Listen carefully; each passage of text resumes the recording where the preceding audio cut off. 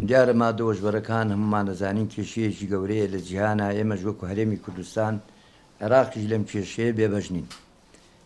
ئەمە نمونەیەکی چووکە لە چالاکیەکانی بەڕێوەبەرایەتی ئاسایی سلێمانی شەوی 16 لەسەر حەڤەی 2010 بە پێی پیلانێکی باش و دوای کۆکردنەوەی زانیاری لەسەر چەند کەسێک کە خەریکی بازرگانیکردن بوون بە مادە هۆشبەرەکان لە ناو شاری سلێمانی توانیمان هێزەکانمان بە فەرمانی دادوەری بۆ گیرا و چوینە ئەو شوێنەوە دەستمان گرت بەسەر 5 کیلۆ و 220 گرام مادەی هۆشبەر لە جۆری حەشیش و 3 کەسی لەو کەسانەی کە خەریکی بازرگانیگی بوون بە فەرمانی دادوەر دەستگیر کراون. ئێساش لە کۆڵینەوە بەردەوامە.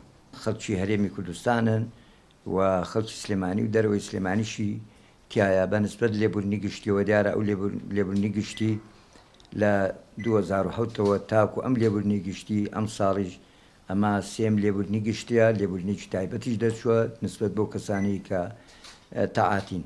و من یەکێک لەوانەیە کە لەو بوارەدا کار دەکەم بۆ ماوەی چەند ساڵێکە لێبوورنانە زەرەری لە قەزیەکە داوە کە لەوانەی خەڵکی تیا بۆ 3 جار دەستگیر کراوەتەوە لەسەر ئەو مادانە.